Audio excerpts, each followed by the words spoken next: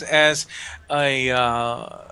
as a present for becoming a full-fledged American, and just like anything that has to deal with fine motor skills outside of singing, I'm absolutely and hopelessly bad at it. But I will keep trying. All right, so we've got all sorts of weird things on our agenda today. It's been on weird. It's been an interesting week, but let's just go ahead and charge straight into this. Just so anyone's aware, we will be dressing up for Halloween. If you want to see us dress up for Halloween and make fools of ourselves, that's the show to watch. That will be live, I'm hoping. I may or may not be wearing the $13 wig that I'm wearing now, but it's fun, and I feel like wearing it now because I like having bangs. How long has it been since you've had bangs? Let's see. I'm 43 now, probably about 20 years. So yeah. Anyways, we titled this episode "One Single Manly Tear" in honor of the lovely statement that Mouse made last episode, and our next episode will be probably 3 squirrels in a trench coat, unless that becomes our Halloween episode. We don't know. We're flexible. We're flexible. We're easy like that. Little of this, little of that. But our first topic up for the day, after I get rid of things, is Star Citizen. Of course. Can't get enough of it. Mouse, I'm just going to let you run with this one. Because it's the disaster that keeps on giving. So I was surprised. So this weekend in Manchester, England, Chris Roberts, as you know, we've talked about him in the past and his single manly tear. He hosted CitizenCon, which is the annual convention for backers of the crowdfunded game Star Citizen, which I have nicknamed Stockholm Syndrome Con at this point. Well, as you remember, they promised that the single-player first-person shooter-style iteration of the game, the module, was going to be released, and they provided a specific date, and then they proceeded to whoosh past that release date, and things just started to get bad. So now we have further updates, because there was a bit of a demonstration there. As people who backed the game said... What's going on? What's going on? Well, we now know that they're expanding the size of the game, and Roberts apparently was fumbling to try to communicate the massive size of the upcoming release to his players. He said, just to give you an idea, the playable area on the large world map that we're currently using is 1 million kilometers by 1 million kilometers by 200 kilometers high. In other words, that amounts to 400 quadrillion cubic kilometers.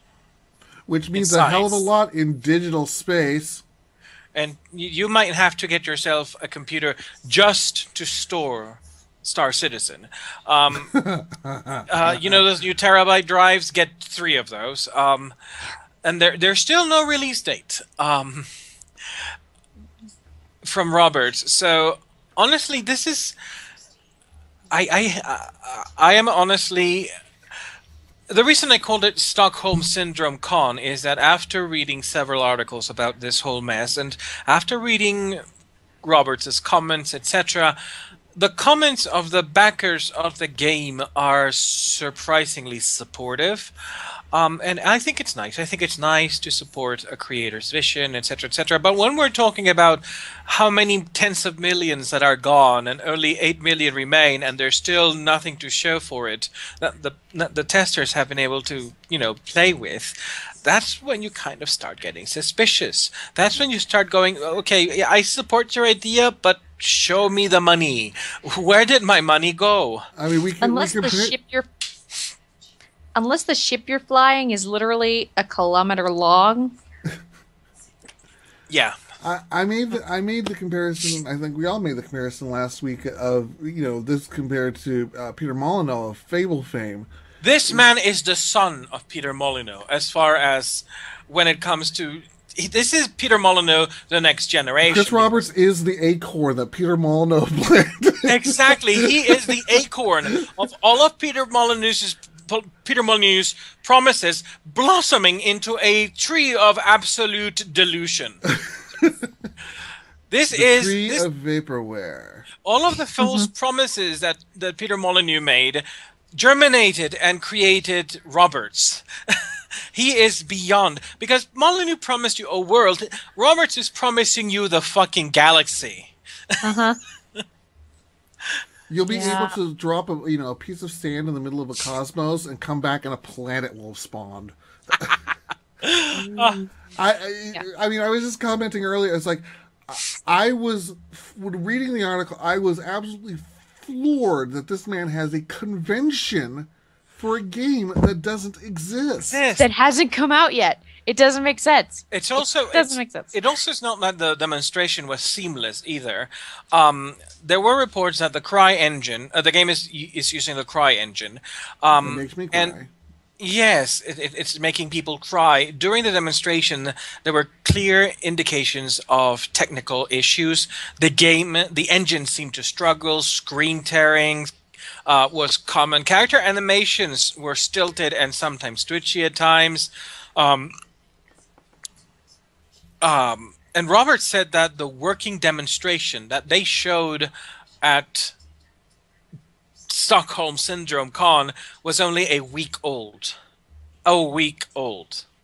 How long has this been already in development? Yeah, and how long has this mod been planned? So it's not like they just like, oh, that's coming around the corner. I guess we should make something. Yeah, speaking of which, Mouse, next time we're doing the show notes, remind me to actually get the Geekamole contact information so I can put it in the... Because I just thought of that while... Because you got to remind me when I'm about to do graphics, not after I've done them. Yeah. Now, this is where I put the bitchy aside, and I'm going to say this. I like the idea that Chris Roberts is going for. For the longest time, I've said to my husband, I've said to people, I wish people would make the kind of science fiction game that I yearn for. You know, to have your own little Star Trek kind of experience, flying around the galaxy, finding strange new worlds, doing things to people or with people. Doing things to people? Well, you know, that's standard Star Trek. You know, we come in peace, shoot to kill. And you know, games like Starbound are slightly in the direction I like. You know, they're still doing the procedurally generated stuff, whatnot. Games, I want the modern experience of a game that was as magical and as astonishingly well made as Sundog was for the Atari 1040 ST. And those of you who haven't played the Sundog, you really should. You should get an emulator and you should play the game because it was groundbreaking for its time period. And we've really had nothing like that since. And what Chris Roberts is doing now, or trying to do, and clearly not succeeding because money and bad management, is exactly what I would have wanted. For a second, I thought you said bat management, and I'm like, no, cash down. For the sake of being Batman. No. You know what he did? What was it, like $90 million? He could be Batman with that money. Yeah. For all we know,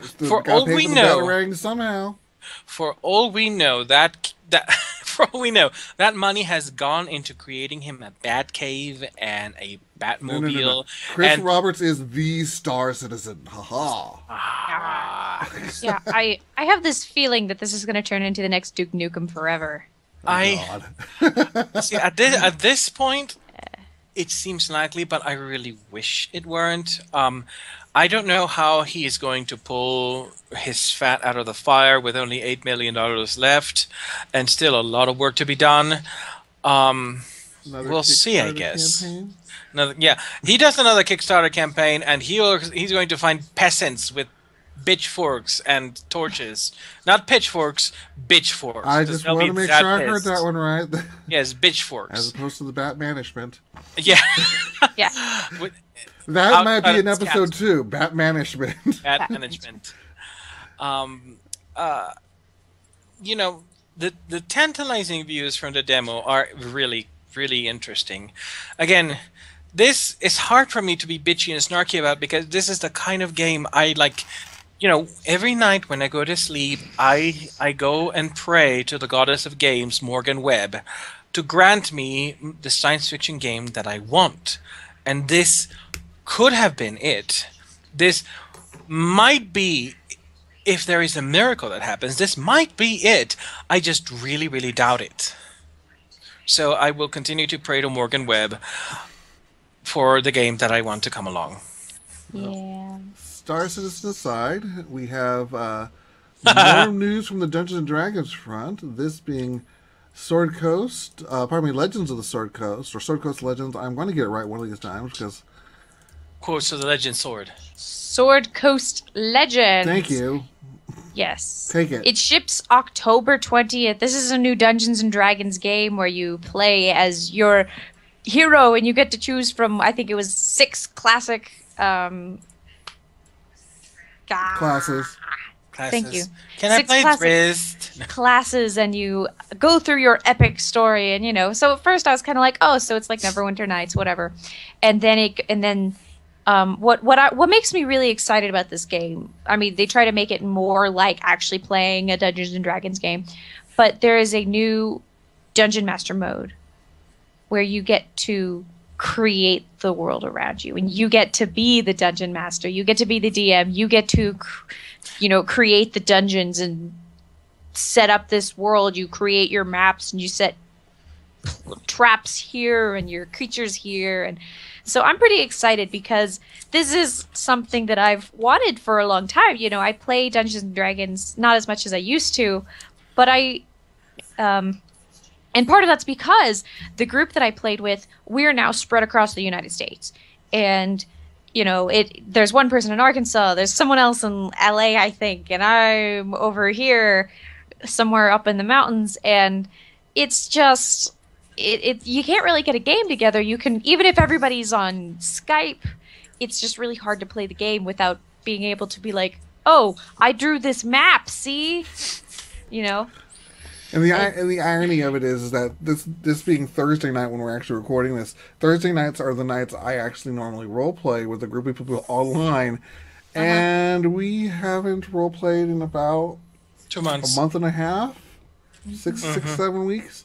But just because not any one person, literally, it's been one person after the next who goes, "Oh, I can't make it. Sorry, I can't make it either." And I can't make it because I'm an adult.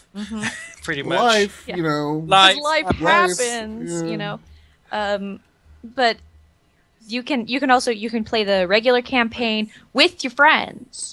So instead of just playing with your NPCs, you actually get to play this campaign with your friends. I'm super excited. I'm going to be pushing my boyfriend off of so many cliffs. Oops. I didn't see that. I'm so sorry. I'm just really bad with this controller. Oops. Oops. Oops. Did I do that? Did I do that? You have to say that with an Urkel voice.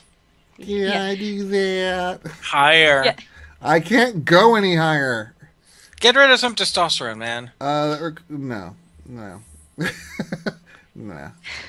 All right. Anyway, shall we move on to... This game looks awesome. Yes, it does. Look pretty awesome. It kind of, so it harkens me back because I've been, playing Entomorph, and it reminds me of the old days back when in the 1990s when you had like Thunderscape and all the SSI games and. You mean the SSI Gold Box games? Oh, they're so glorious. The holy grail of the golden era of CRPGs, which most people who are watching this show go, did that ever happen? Did they have computers back then? Yeah. Yes. Also, right. The Sword Coast Legends, it will be available on October 20th, 2015 on Steam, and you can buy it for $34.99. And then you can push CC's boyfriend off of bridges too. And you can push CC's. You can also do a deluxe pre-order for $60. But those of us who don't have money probably will prefer the other one. I actually can't afford the other one either, but Yet. All right, so moving along is another one. Cece, I think you brought this one up. Upsilon Circuit. I did. And, Upsilon. Wow. Upsilon Circuit. It looks like it should be like Upsilon. No, it's Upsilon. Upsilon. Upsilon rather than Epsilon. Epsilon. Upsilon Well, Circuit. yeah, because that's another valid Greek character. It's Upsilon. But Oh, okay. when I looked at this, permadeath. This is officially the stupidest idea I have ever heard. So I found this article on Wired.com, and it's by these people pitching the idea for. Well, I think they're actually working on this video game. In this video game, death means you'll never play again. And I clicked on it saying, why would anyone buy a game that you can't play again? And so what they're doing is that you have 8 players, I think, 2 teams of 4 meet in a fantasy arena where monsters and traps threaten at every turn. And those are the people who are playing live. And when those people die, somebody else from the supposedly thousands of people who are watching gets randomly chosen. Yes, it says a vast audience of spectators can stream the game live.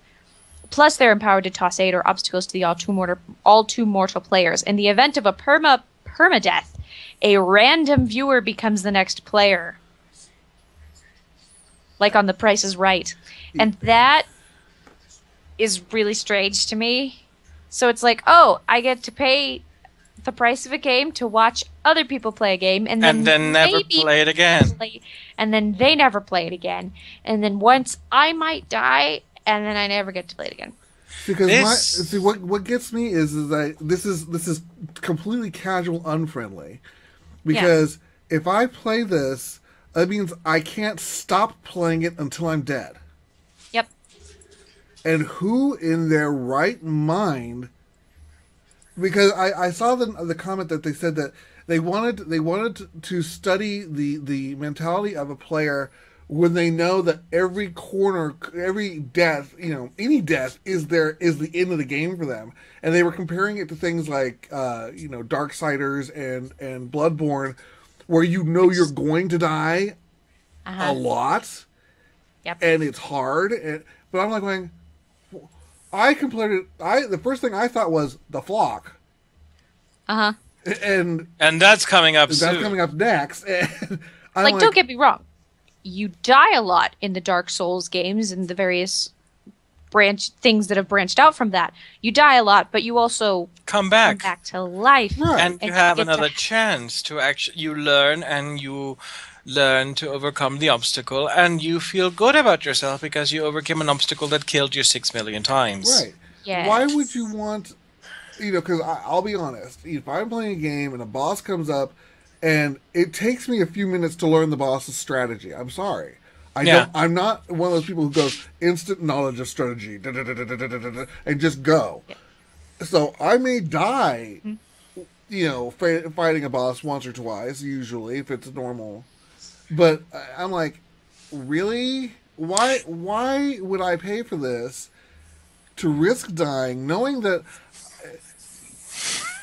I want to tell a story about when I was a child in a video arcade. I really shouldn't because it's vulgar. But here's the thing, and I'm going to make a DC Marvel reference here. We remember the 90s. We remember how extreme everything was during the 90s, and you had Marvel throwing out a character who was extreme, man! And then, of course, DC had to make a character that was more extreme, man! Mm-hmm. So, this gives me the impression that the developers looked at the shit that the Flock was doing, and then they went, oh no, man, we're gonna be even more extreme than that. Perma-death. You never get to play the game again, man. Extreme! We're in 1995.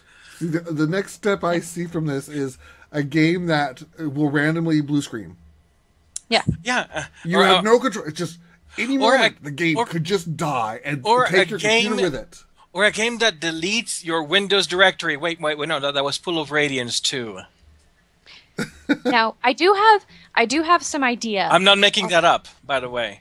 Full of Radiance 2 launched with a bug where if you uninstalled the game, it would uninstall your Windows directory. So there is a way that this might work. And the article does not say where they're planning on selling the game if they're trying to sell it. I think this game could work if they do it in a Twitch Plays Pokemon kind of format where anybody can play the game. You don't have to buy it. any watcher can play the game, and that's how it would be, like an online kind of thing. Anybody can download it, anybody can play it. And then you can have people live streaming what's going on or whatever. But if you have to pay for it, no way. Yeah. Absolutely not, because I'm not paying for the chance to watch someone else play a video game and then maybe play it myself. And then if I do, I can't stop playing it until I die. Like, that just doesn't sound fun. If you can do it for free, log on, log off, whatever. And I want them to make it so that once you've died, you go back into the pool of random people. So you actually could play again. It's just unlikely. Well, I see monumental failure for this. I see monument. And speaking of monumental failure, but at least they learned. So that's my thing. Honestly, here's the thing. Prefacing what we're about to talk to, yes, they learned. They should have known better. But anyways, let's go. Speaking of monumental failure, are we talking about the flock now? We are talking about the flock. All right, take it away. Oh, am I going to read this? Because I didn't read it. Okay, so long story short, as you remember, the flock was the game where basically you had a certain number of players at the start, and then as people kept dying, well, eventually at one point the game would end, nobody would be able to ever play it again. So, what do you think happened to the game at launch? No one bought it. Yes. Very few people bought the game, which screwed their whole concept of, well, we have this amount of people and as many deaths. The game was a metric by any metric was a complete and absolute failure. Because they didn't actually get their fancy climactic ending. Well, to begin with, because people basically had the reaction that I had when I saw the game. So I buy this game at full price, and then after a certain number of deaths from the audience at large, the game will no longer be playable ever again, and it will be taken offline. Why the fuck am I buying this game?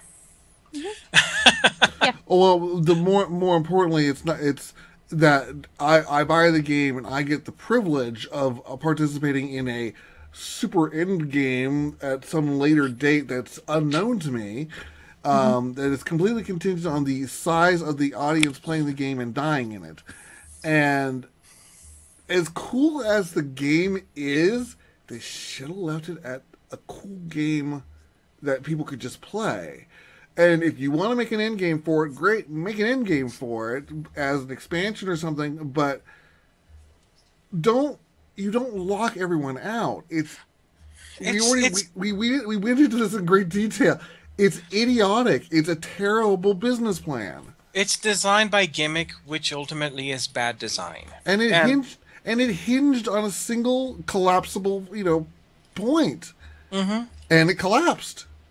So this is the reason that we're talking about Flock again, other than the fact that it failed, is the fact that the developers have actually come up and said, this was a bad idea. And, that's somebody saying, my bad. Okay, that didn't work. That, it was a cool idea in theory, but realistically... No, it wasn't. Even in theory. Even in theory. Just when I read the description, I think it was a cool idea at it. In theory. That doesn't mean it's a good idea in practice, If it had been a free game, it would have been an awesome idea. Yeah, okay. Yeah. If it had been a free game, but when I looked at the fact that you had to pay for this avant-garde experience that you would never ever get to revisit a game again, the theory was flawed. But the point is, the developers said, okay, that was a bad idea, are bad. And they talked about the various flaws within Flock, and they brought up a lot of the things that most everybody brought up, which was nobody really has any reason to buy the game. Mm-hmm. They talked about, okay, well, that was something we should have taken into account. It didn't work. We will remember this and take what we've learned into our next project. And that's a very mature refreshingly mature response from a games industry which has been weirdly supportive of developers pitching bitch fits when nobody buys their games. In perpetual denial, yes. Yeah. You can see the 30-minute, well, 40-minute actually, no, 30-minute, yes. The 30-minute talk, which was delivered at the Game Dev Micro Mortem's conference. And you can find it at Control 500, that is Control and the number 500 CTRL500.com. And you can find all sorts of interesting things, but here's the thing. Maybe it's just me, but I knew that I knew from the beginning that this was going to be an awful idea. Oh, we all did. It kind of depresses me that these people have the money to make games, but clearly have no ounce of common sense. I am all in favor of pushing art or anything, art, music, video games, to the brink of its own form for the sake of exploring that. And in that way, I'm actually kind of supportive of these bizarre avant-garde games in many ways. You know, in practice, they're oftentimes not very good, but I think it's a good idea to push and to try to explore new things. And if this had miraculously worked, we would see the games industry would have been completely turned on its head. Mm-hmm. Now, the fact that it was highly unlikely that it would have worked, you know, I'm not saying it was ever a good idea, but I think it was an interesting one, and it's always worth exploring new things. I don't want to just dismiss them out of hand. I completely agree with you. I think it was an interesting concept. Mm-hmm. And again, had it been free, I think it would have been incredibly successful. I would have been dying to see what the end game was. I couldn't play it because I suck at that type of game. But I would have found some way to sneak in, just to see what this end game was. Find someone live streaming on Twitch or something. Yeah, there you go. The reason for Twitch to exist. But I'm sure I'm not going to pay for it and then play it and then risk not being there when it happened. So I agree that it's a permadeath. Okay, that concept has already been explored in and of itself. It's called life. Yeah. And it's like saying, "Oh, I'm going to make a sim character, and when he dies, well, game's over." Yes, it is. It's called living. It's a thing. You should try it sometime. But I have to say though, I am glad that this game did not succeed for one specific reason, and CC mentioned it. And if it had succeeded, it could have changed the game industry monumentally, and we know what that means. We could have ended up with the big companies going, "Oh, you mean we can create like these flash in the pans MMORPGs that we don't actually, whose servers we don't actually have to maintain for more than a year or so because they will, the players will run out of lives? That sounds like a great idea. Come on, let's go." That would have happened. You could see Ubisoft and Square Enix and Warner Brothers behind that, and Electronic Arts. Yeah. Well, yep. Speaking of Electronic Arts... Electronic Farts, yes. Hey, now, Battlefront had one of the most successful things. What am I saying? English language. Beta. For Battlefront. Why is this not starting? Oh, well, why. Had one of the most successful beta. I mean, it was huge. It set a record for EA. And oh gosh, I wish I had written the number down. It was something like 80,000. What was it? The number was as follows: more than 9 million players logged in and played. It is a single largest beta in the history of EA. Of course, we have several factors factoring into it. This is a Star Wars franchise, incredibly popular. Disney probably was also telling EA, "Don't fuck this up," and you don't want to get Disney pissed off at you. And this is not a bad thing. If I could make Disney pissed off at everybody, I would do it. And there's also the Star Wars movie coming in this Christmas. So you had all of that moving things forwards. And some of the interesting things about the beta is that they admitted that the balance was not good, as you know, beta.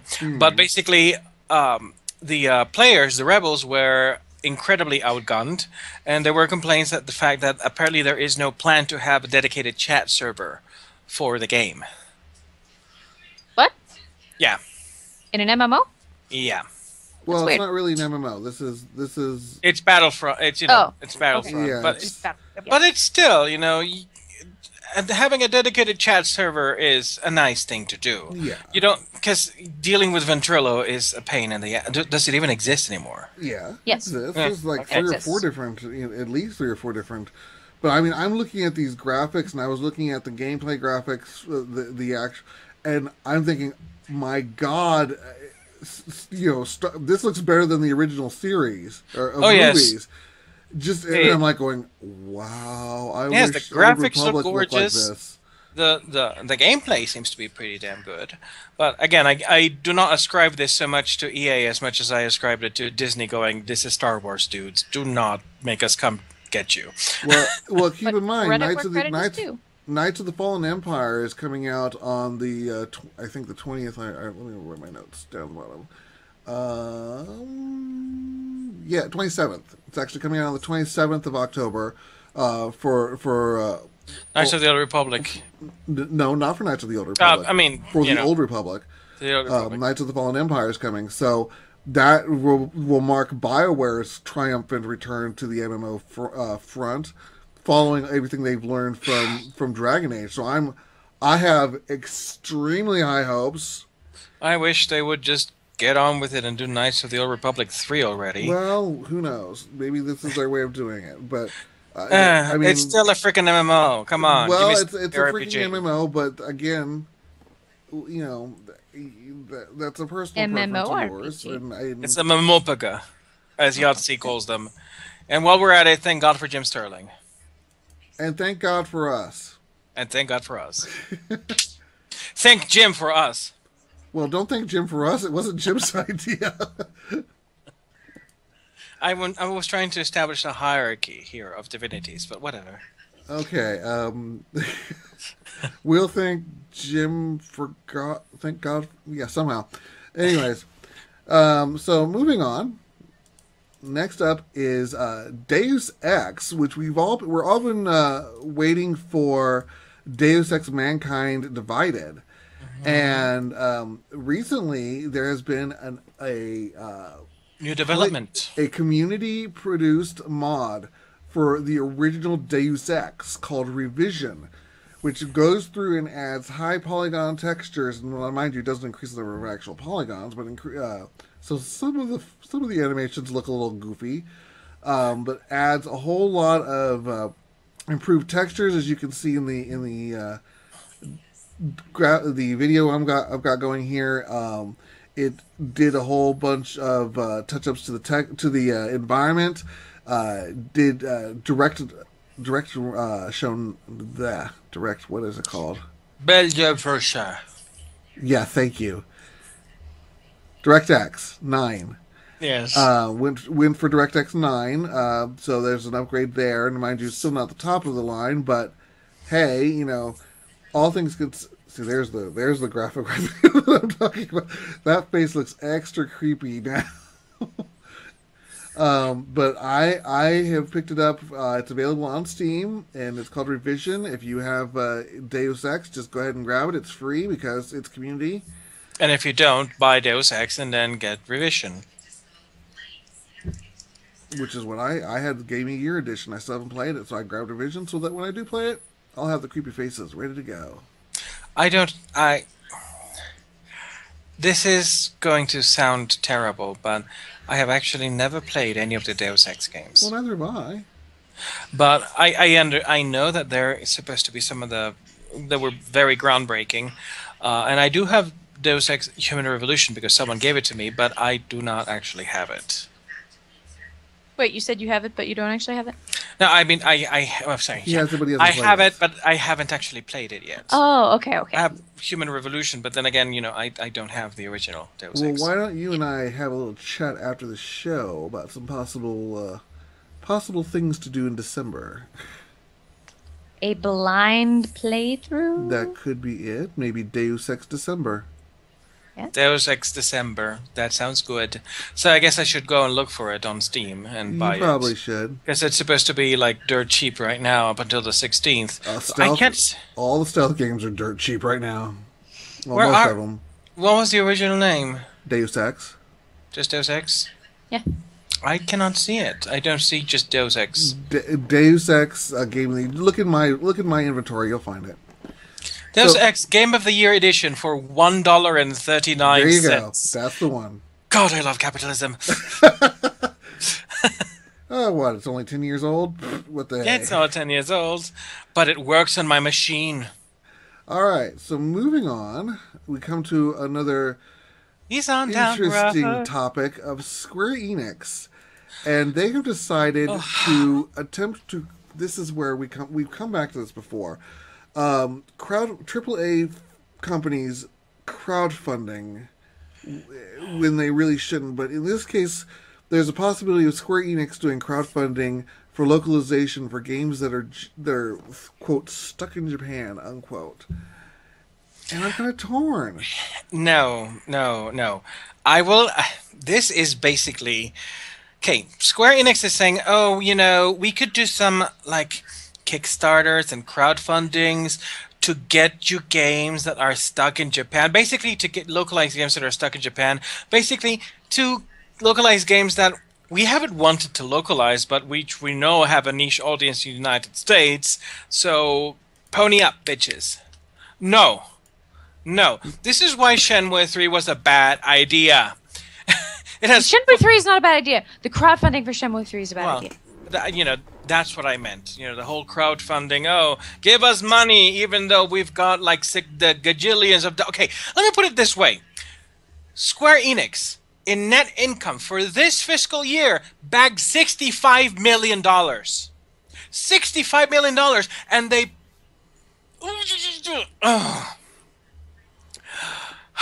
Go on. I have something to say, but I. Well, I think we and I wish there was a way to enforce it. AAA companies need to basically be told, no, you have enough funds. If you're going to do it, or let the community do it for free. But you do not get to go to crowdfunding. That is unacceptable. You do not need the angels. Yeah. And, Shenmue 3, bad on Sony. Square Enix, bad on you. But they have two strikes against them. The Deus Ex Mankind Divided pre-order bullshit, where you had to upgrade your pre-order. Which is a whole different type of bullshit, mind you. Which they had to can, because they had to can it. They abandoned it because they got so much bad press. Now you're pulling this shit, basically you're holding hostage these beloved. Sure, they're not huge blockbuster sellers, but they are niche games that have a very, very faithful following. They will buy the games if you localize them. Do not tell them, oh, we'll have to give us our money first and then we'll localize them. If you have enough money. No! What the companies should do, especially for companies with a consistent type of product like Square Enix, if you want to not localize it but still potentially localize it, then create a very simple adaption engine that basically allows you to port in community-made localization. It doesn't need to have, cinematic words. It can have, subtitles. We don't care. We're used to subtitles, for crying out loud. In fact, some of us prefer them. But, you can go ahead and just import it and it says, when here, at this point in the game, it's saying the following.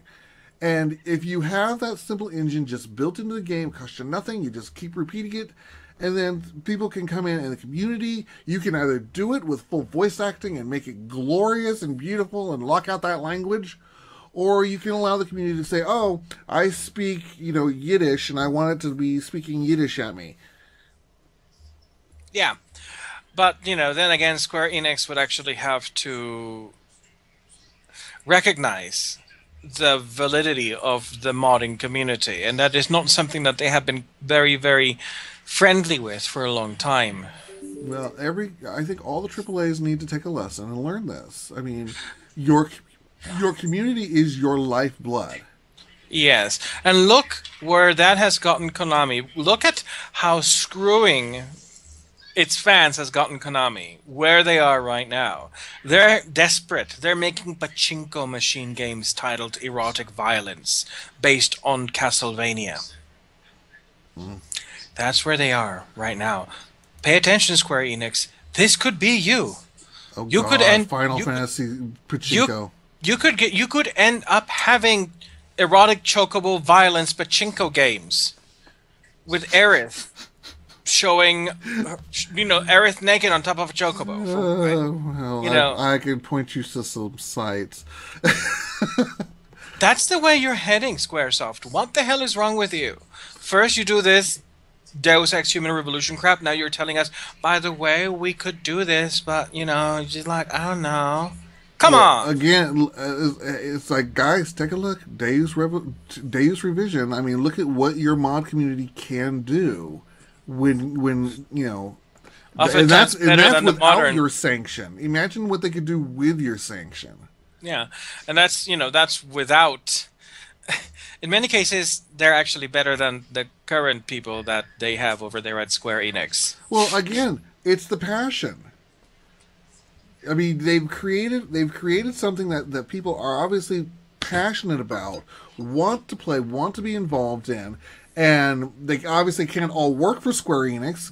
That might very well kill their passion. But if you got people who are passionate about your game and your IP, let them be passionate and harness that passion. I mean, these are the people who are your lifeblood. They're the ones who are going to make that game sell. They're the ones who are going to bring in new people to buy it. They're going to be telling all their friends. I have a very short story to share about this. Back in the early 2000s. Now, long story short, I don't know if you've ever played any Garfield games for either the PCs or the consoles, but long story short, most Garfield games have sucked ass, as bad as the comic strip has for the past 30 years or so. But Garfield fans are very loyal. And in the early 2000s, someone made a Garfield game, a completely freeware Garfield game that was actually good. I played it and it was very good. I actually enjoyed it, which is completely the opposite experience I have had when playing any of the other Garfield games ever. And of course, it was distributed for about 2 months online, and then Paws Incorporated, the soulless bastardish corporation that enshrines the shriveled soul of Jim Davis, sent a cease and desist. And of course, the game disappeared. Around the same time, some people were creating sequels for the King's Quest games. These people loved the King's Quest games, and they hated how the series ended with King Quest VIII, which was around the time when Sierra was sold to Vivendi, and the King Quest VIII was basically third-person action RPG that had barely nothing to do with any of the other King's Quest games. It was bad. The Mask of Eternity it was called. I played that game. It was bad, wasn't it? I was the only one in my family who didn't like it. They were like, you just don't like it because you're a girl and you don't like combat. I was like, no, I think the game just sucks because I can't figure out the story. I don't think there is one. No, it was bad. So these group of people, amateurs, all of them, got together and they started to work on creating the series called the Silver Light, the King's Quest: The Silver Lining, and it was supposed to be sequels. Now, I think the first episode was released. I might be misremembering, but it's not important. And Vivendi, who had, of course, the rights at the time after Sierra was cannibalized by them, hit them with a cease and desist, and the community went up in arms, and Vivendi had a rare moment of lucidity, and they decided to actually allow these people to continue making the games with their sanction. Just as long as they first got rid of the King's Quest name. They could use the King's Quest characters, but they wanted the King's Quest name for a future game that would happen at some point or another. So they went, fine, we'll just call it the Silver Lining. We don't care, But it was King Graham, it was Daventry. They were tying together. They were tying knots. They were tying together threads that had been left dangling in the previous games. It was actually a very good experience, and that actually gave them a lot of good feedback with the fan community, and Vivendi suddenly stopped being seen as the evil corporation. And interestingly enough, the people who made the Silver Lining games then became their own company, using the experience that they had with making the games, and became Phoenix Online, which, is churning out adventure games right now. And now, after 10 years or so, we have a new King's Quest game from the actual right holders. So, but that's how you do it. Pay attention, Square Enix. And now that we've beaten this horse to death, moving on. I want to make sure that we've established that they have not actually made a decision to make these games crowdfundable. They're just considering this, and that one of the CEOs said that he was very I think it was something about a very natural strategy or something. Anyway. It's I think it's basically going, I'm going to say this and see what the reaction is like. The reaction is bad. And the reaction is bad. So, moving on. Moving on, we have, and I realize it's no longer called Morpheus, but this is the best graphic I have for it, and I like to use it. PS4's virtual reality. Looks like Capcom is thinking about going Resident Evil with virtual reality. And CC, this is your bailiwick. Yeah. Well, this is, it's not necessarily Resident Evil. They're probably going to be a Resident Evil game, but this is the Division 1 team of Capcom, and they're the people who handle Resident Evil. And right now they're working on they're working on building a new game development engine for virtual reality. And so they've already debuted something called Kitchen. It was at E3, and it was shown off by Sony to be like, ooh, look what we have coming down the pipe. And apparently it was absolutely terrifying. And I am a huge fan of the possibilities of virtual reality. I probably won't start playing it for a while because I get really severe migraines, and so far most virtual reality headsets have been shown to cause some pretty wicked headaches. So I'd rather not, make myself ill for a long time. I'm gonna wait to invest in a system when they find a way to not, give me a migraine. But I love the idea. I love pushing forward and trying this new experience, and I love the idea of virtual reality for horror games specifically. Yeah, you'd think they would have hit on this a while back. It's, put you right in the middle of it and have you pee on your pants. Yeah, and don't get me wrong, I play World of Warcraft. I love a lot of different things. I play a little bit of MOBAs. I'm terrible at MOBAs, but I play them. You get everybody killed, don't you? Maybe. She just likes to push people off of bridges. Yeah. Why am I not surprised? Just get I get the single fattest character, and I just stand in the middle of lane like, nope, y'all not going anywhere. Nope. But anyway, this virtual reality. There's talking about that the Resident Evil people, they're probably going to make a game. They haven't made any promises. They haven't said anything definitively. But it's the big team behind Resident Evil. So we might get a virtual reality Resident Evil team. People who are afraid of virtual reality, don't worry. They said they're still going to continue creating games for the other engines, which I think makes perfect sense, because VR right now is going to be able to afford this or be able to handle it. So yeah, yes, exactly, like anybody with epilepsies probably not going to want to buy a virtual reality headset with. I don't. I mean, just as evidenced by the fact that I refuse to wear, a headset to talk here. There's no way in hell I'm putting a headset on to play a video game. It's just not happening. Yeah. Well, we know that when the game comes out, we'll have CC review it because I don't play horror games. My imagination is way too overactive. Yeah. That's fine. I'll buy some adult Depends and, go on my way. Just, just be prepared to be myself. It's going to happen. I thought Depends were for adults to begin with. Well, I think they are. Yeah, I think they are. They are. But, yeah, right, just I guess it depends. buy some adult diapers. Just go for it. Yeah. We will probably be reviewing virtual reality as soon as one of us gets a virtual reality system, which it won't be may me. not. Yeah, I want to get one. It will depend. The closest I'll come to is the holographic table with Minecraft. That's as close as I will come. Which is so cool. Yes, it is. Yes, now, it is. If I can find a way to contain the horror experience to a table in front of me and go, yeah, that's fine. All right, so moving on. Oh, before we move on, there is something I have to say, and it's absolutely random, but it's a headline that just popped up, and I think it's the most singularly beautiful thing ever. 2 lines. A former meerkat expert at London Zoo has been ordered to pay compensation to a monkey handler she attacked with a wine glass in a love spat over a llama keeper.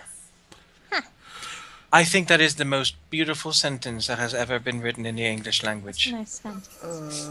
I like Moving on. Moving right along. In any case. BlizzCon 2015, the other con that I would sell vital parts of my anatomy to go to. I'm just going to leave it up there. It's coming up. Well, yes, look at me. I see the look on your face. It's coming up in November, but I put it up there only because Cece has a whole bunch of Blizzard things that she wants to chat about. Yeah. Well, do you want me to start with Hearthstone or StarCraft 2? Whatever order you want, because this is the only graphic I got. Cool. Hearthstone, I'm going to do that first because it's going to be a lot faster. They're actually changing the Warsong Commander card because there's a specific Grim Patron Warrior deck that's seen as very cheatery.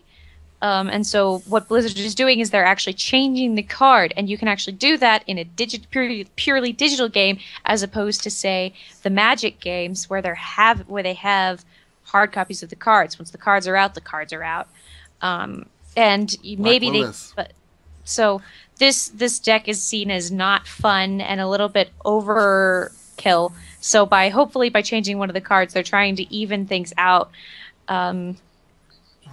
Whether or not that's cool, it seems a little weird to me, but Hearthstone's free. So I don't care. Think about people. Like, it doesn't bother me that they're changing their own freeware. It's like, oh, it's free. Okay. Like, if I'd paid for it, if I'd paid money for the card, I'd be like, hey, I bought that digital pack. But I didn't. So there. It's on Hearthstone, I mean, there are ways, don't get me wrong, there are ways you can spend money on Hearthstone. Blizzard's, very good Blizzard at that. knows what to do. Blizzard knows. They know their microtransactions. They know them very well. They know their microtransactions in a good way.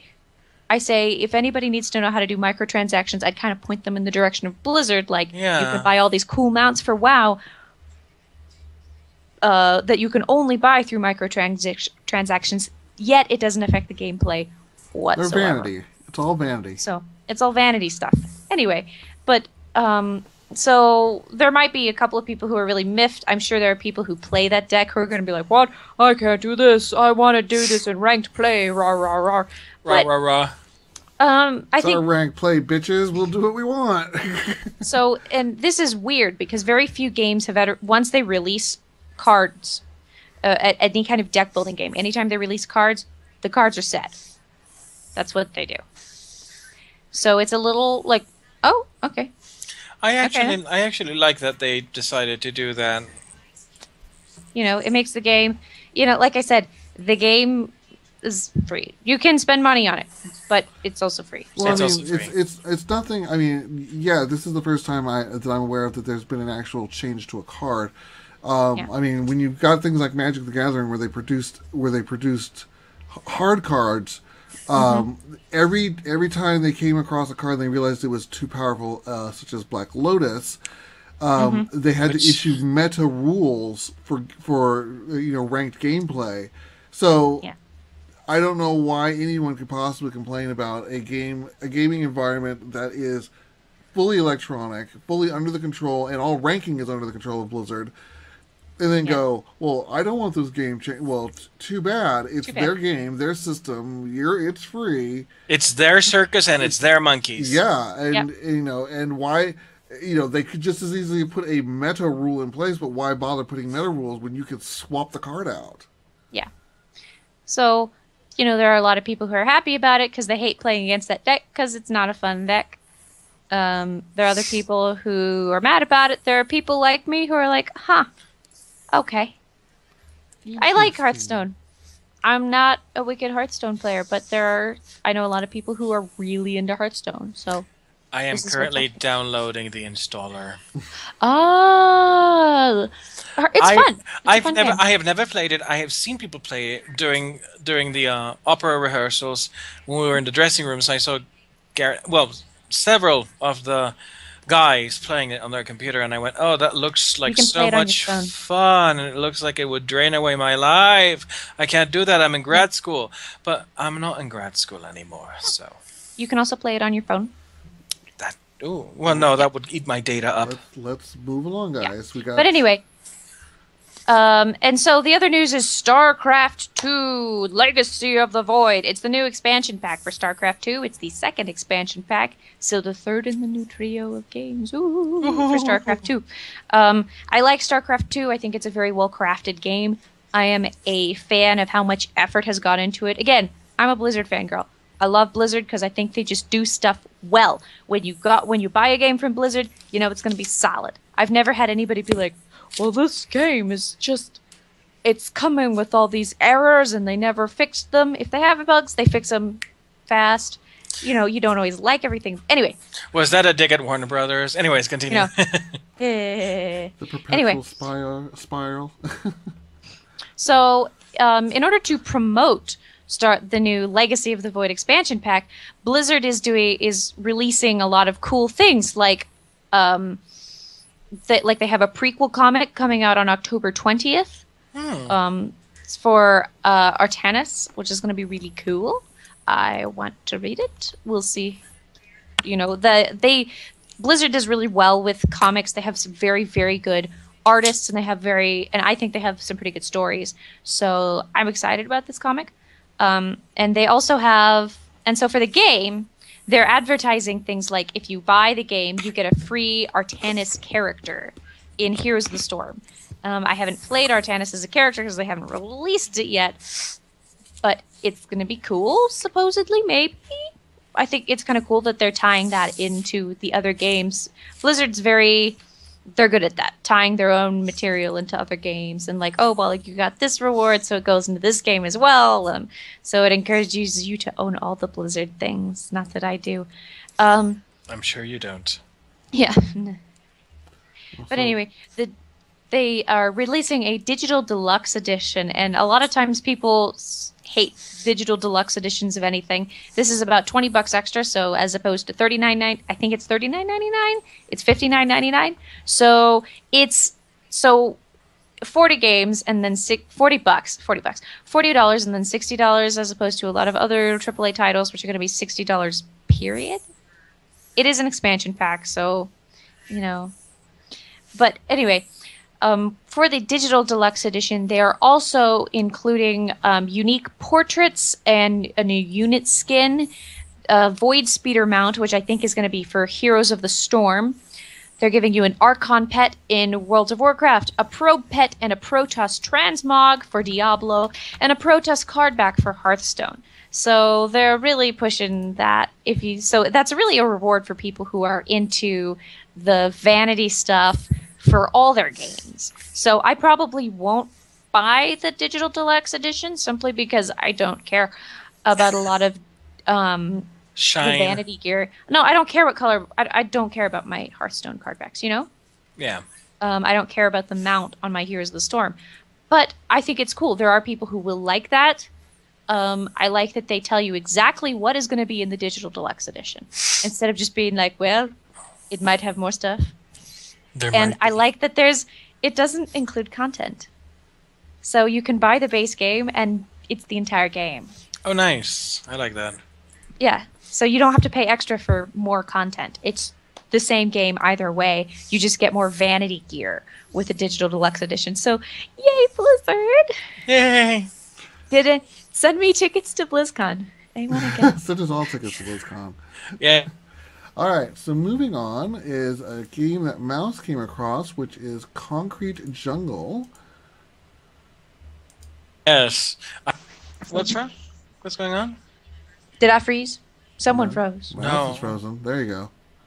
There you Am go. I frozen? No, you're Let fine. it go. You're fine. Okay. Go ahead. So, very briefly, this game intrigues me. I have not played it yet because of the other two games that we are profiling in the little indie section. I chose the other one to play. This game called Concrete Jungle, it's what would happen if, say, Tetris and Magic the Gathering had sex and gave birth to this child. Well, Tetris, SimCity, and Magic the Gathering. I made it the love child of Sudoku and Cities Skylines. I can see that, actually. So we basically have a city planning type puzzle game with tradable cards. Would that be a good way to express it? Essentially, yes. Essentially. And it's done in delightfully 2D pixel art. Well, it looks pixelish, yes. Lovely pixel art. And the game looks like a lot of fun. I can't wait to play it. But I wanted to bring players' attention to it because this is something that I think a lot of people would enjoy. It doesn't have the huge pressure of a SimCity or even City Skylines. It's definitely not your normal city builder. It is not your normal city builder, and it's actually I like it because it's a good way to think out of the box with the whole city planning games. I like it. I like the idea. And it fits into I have a sub classification of games in my little brain, and I said that I get migraines. I have severe chronic migraine, which makes my life just great. Yes, of course. It's so much fun. Have you tried a migraine today? Yeah, have you tried a migraine today? Anyway, I call them migraine games. And there are things that I can just kind of stare at and zone out on. They're generally very pretty. And people say, don't look at screens when you have migraines. It depends entirely upon what you're looking at. You know, what you're looking at. It depends on the person. And it depends on how hydrated you are, in my case. So I can play certain migraine games. I turn all the rest of the lights out. And then I just watch something pretty for a while. And it helps me get out of focusing on the pain, and I can focus on something else, and I can just go, ooh, pretty. Pretty. So, this looks like one of those games. I might be buying it as a migraine game. It almost looks like it could be a game for a phone. Mm-hmm. It looks simple enough to the where it could just easily be a phone game. Yeah, I can see that. I wonder if Maybe. All right. Shall we move on? Let's move on. Next up is Allison Road. This game was introduced as a spiritual successor to PT, which was the playable demo of Silent Hills. Which then Konami went and fucked up. Yes, well, now, when this came out, the response was basically, as usual, fuck Konami.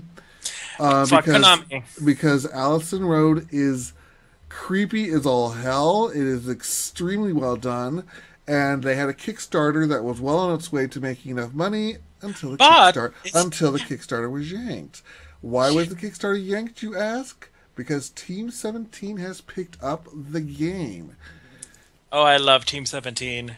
I mean, it's an unusual combination, but I mean, the fact that and again, AAA's notice they left the Kickstarter to go to a big company. Yes. So you don't do both. You cancel one and then you say, hey, these guys have picked us up. It means they have, they basically said, we're willing to support this. We're willing to, It basically went like this. Oh, guys, we've been asking you for money to make this game, but now Team 17 has invited us on a ride to ride on their boat made of money. So we're going with it. You don't have to give us money. You can give us money when the game comes out. And you might know Team 17, for those of you who don't make the connection, the Worm games. And Worms Reloaded, that turn-based kind of strategy. I love the Worm games. That's why I They're said it's a very unusual mix. It's very not in their normal. But they're successful enough. Yes. They're successful enough. So I like that. Again, I don't play horror games, but when I saw the trailer for Allison Road, I said to myself, I might just have to play this game and just not sleep for a couple of weeks. Yeah, it's one of these. It's like I can watch somebody else play it, but there's no way in hell I could do it. Mm-hmm. When I go into when anything ever happens, I'm like the flailing mass of limbs going, oh my god, why got killed? And I'm like smashing on the keyboard, screaming. I'm not allowed to play. Well, that's why when I think there's a jump scare coming up for those who are watching. Just as a heads up. When Fatal Frame came out, in fact, I'm not going to talk about it, but there's another Fatal Frame coming out. When Fatal Frame first came out, I would watch my friend William play it, and I would help him go through the game. But I'm like, he says, "You want to play it?" I'm like, "Nope, no way in hell, not happening." No, I'm going to sit way over here because the moment something jump scares me, I'm going to fling that controller at the TV to beat it to death, and yeah. So yeah, it's just not going to happen. But good on you guys for Allison Road. Good for getting in with a good company, and Team 17 kick Konami's ass. Fuck Konami. Now, moving on. Moving on to the next in Mouse's little wheelhouse. Olympia Rising. Olympia Rising. Now, this game, I have been playing it. It draws heavily. It's actually set. You start in Hades, the realm of the dead from ancient Greek mythology. You play a character named Yola, and she's from the land of the living, and she has been in the asphodel fields for a really, really long time. But now she needs to go and recover bits of her past, because once souls die and they cross the river Styx and they go into the asphodel fields, they forget everything that has ever happened to them so they can rest. But now you need to regain your memories and go up and kick some ass. She basically wants to find out why she was awakened, and she has to make it all the way out of Hades and up to Mount Olympus to have to play 20 questions with Zeus. Now, this game is a platformer in the styles of Castlevania and Metroid, and it is old school hard. I'm stuck currently in a level where the water acid from the river starts rising slowly, and you have to jump, and you have to time it so that when you kill enemies, you get a jump back. Basically, you're allowed to do double jumps, but then when you kill an enemy, you can jump even higher. So you have to have this chain kills, so you can ascend fast up the level. And I have been dying repeatedly at it. It is not a game for those who give up easily or for people who don't like challenging games, but it's a lot of fun. I think the closest that I've seen lately is Wings of Vivi.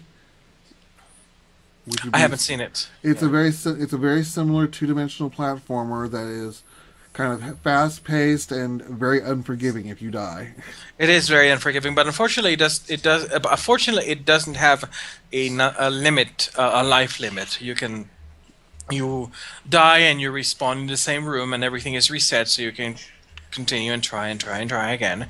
And each room has a password, so it's very very old style. So if you want to go back to a room and try it again, you can just enter the password for the room.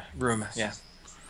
All right. So next up, we've talked about Fig before as the rival to Kickstarter that's supposed to be specific to game development, and how it's not meant to be everybody can chip in $5 kind of a crowdfunding. It's meant to be It's the Shark Tank of indie game yes, development. actual investors. And their very first game, Outer Wilds, came along, and they were wanting something like $50,000, and Fig convinced them, I believe, to go up to 75,000. And the turnaround, the amount of investment feed, the amount of interest that this game garnered, because it was a very high quality game. It was an award winner, if I recall correctly. It garnered so much interest that Fig had to literally turn back a lot of the potential investors, because Fig's, the Outer Wild studio basically said, we don't want all you guys. And I think they ended up turning back something like $289,000 worth of potential investments, because the studio basically said, we're not ready for that level of investment. This is why we only wanted this amount of money to make this game. And again, everybody, that you learn, you have this amount. You don't need to go flying off into billions of bucks. If you know you need this amount, and you can do it for this amount, and you can manage to that amount, do that amount. Have a plan. Yes. Have a plan. But it was just, it was such a shock that I saw this Fig turning back at $289,000 worth of potential investments for this game, and I'm like, wow, that is so not crowdfundy. Mm-hmm. Yeah, and you remember what happened when what's his name? Tim Schafer. Tim Schafer got way more money than he had thought he would get for his crowdfunding campaign, and then of course Broken Age kind of got broken and had to be released in 2 parts while they scrounged up some money. And they abandoned the game too. There was a game that they abandoned, space station building game, that they just up and abandoned. It's up on Steam, and you can look at it, and it has some terrible reviews because people are going, they abandoned this game! Is it I think I know which one it is, and I think I bought it, and I think I hated it. It was incomplete. It wasn't even that. I think it was the game. It was the game I'm thinking of. I bought it in early access. DF9. Space-based DF9. Oh, maybe not. Oh no, I know which one that is. No, I wanted to buy that one, and then I saw the negative reviews. Yeah. Yeah. Which one was it that you just hated? I'd have to go back and look at it. I mean, I bought it, and literally, I complained because I said, I've been playing this game for almost 2 hours, and the only thing I can do is figure out how to shoot my ship into hyperspace. I have no idea how to dock, how to land, how to shoot, how to move. I can just pick a direction and fly in it really fast. That sounds like Donald Trump's honeymoon. Yeah, I don't want to think about him doing any of that stuff. So, moving along. Just gonna pretend that never happened. We're going to move along because we are now in our second hour to comics and literature, and the first of our Batman-related updates. Batman meets TMNT. So we've had Batman paired up with different teenagers throughout the years, but this is not the first just time. Different teenagers. He's crossed over with every goddamn person I can think of. Well, except the Flaming Carrot. Well, that's because he wouldn't. Not. That's like a great Forbush man. Yeah, well, hey, the Teenage Mutant Ninja Turtles crossed over with the Flaming Carrot. Well, then by proxy, so is he. Yeah, well, by 7. What is it? 7 degrees of Kevin Bacon. 7 degrees of Bruce Wayne. So we are having a 6-issue miniseries that will start this December, which will we'll see Batman crossing paths with the Teenage Mutant Ninja Turtles as they fight the Shredder and the Foot Clan on the streets of Gotham City. And I imagine that this will be the time that Batman might consider retiring. You can probably see this happening, and Batman going, "No, I literally can't even. The Joker and Poison Ivy is one thing. These people are no." Well, let's be honest. This is not going to be in the primary continuity because, of course not. As I've said many times, I have the Batman Spawn crossover, and I have never read a comic book that was more poorly written. Of course, it was. And, Batman does not run around perpetually referring to someone as punk. You punk. Unless it's in the epic unless it's in the epic battles of history moment. But yes, this is a collaboration with IDW, who holds the rights for the Ninja Turtles comics, and of course DC. DC can get away with this not being the main continuity after Convergence, where you basically can write about any potential universe whatsoever, and it still be in continuity, but not the continuity that they're focusing on right now. So all I can hope is that IDW is true to the comics. Although I've heard that after TMNT issue 50, there's some question how this can occur. So this may be even parallel to them. But if he comes across anything like the TMNT of the cartoon series, he needs to just page 1, wipe the floor with the Foot Clan, the Ninja Turtles, the Rat, everything, and then walk home. Yeah. I mean, if Josie and the Pussycats can cross over with Scooby-Doo, then I want the Batman, Josie, and the Pussycats crossover. Let's see. I don't know. No, perfect. Josie and the Pussycats and Black Canary crossover, because she has her punk rock band that she tours with right now in DC continuity. It would be perfect. Oh, but don't DC, call me. I'll write it for you. Don't forget they could have Raven there with her band. Raven. Raven. The Mistress of the Darkness, or whatever it's Dark Mistress, that's yes. it. That's right. Oh god, this could be a battle of the band. Just bring Xena in and War! What is it good for? Alright, so moving on to our next Batman theme. That's Wonder Woman's song, by the way. Yeah, I know. And because I've got the soundtrack to that episode. So do I. So I really identify with Xander's brother. So moving along to not Xander's. What's his name? Josher. Joxer. I want you to make sure. I want you to correct that. Xander. Somebody. One of them. Yeah. No. Joxer the Mighty. Joxer the Mighty. Anyway. Okay, so moving on to our second Batman topic of the day is the revelation that a old hand is coming to Gotham to pick up a missing role, that being the father of the Penguin. Mouse, do you want to tell us who that shall be? I think this is a casting made in heaven. Paul Rubens, Pee Wee Herman himself, is reprising his role as Penguin's father on Gotham. Of all people. He has not been Penguin's father in Gotham. He was Penguin's father in the movie. 1944. Yeah, the 1944 movie with Danny DeVito yes. as the Penguin. So, as someone who's actually been watching Gotham started out kind of a little bit on campy, but it was gritty. But just lighthearted enough to still be fun. It was great. The first half of a season was amazing. Like, every time a new episode, I'd just run to the TV and be like, yes, Gotham! I was so excited. And then the second half of the season came, and I didn't not enjoy it. It was just a little strange. And now we're on the second season, and I genuinely have no idea what's going on. I mean, I know what's going on, but you know how you can look at things and be like, yes, I can tell where this story arc is headed. I have no clue. It's because they basically took everyone and threw them into the pot like goulash and said, yeah. Yes. Like, I don't want to tell specific things because I know certain people don't like spoilers, and I really do think that Gotham, at least the first season so far, I don't know about the second season so far, is definitely worth watching. And I really don't want to spoil it.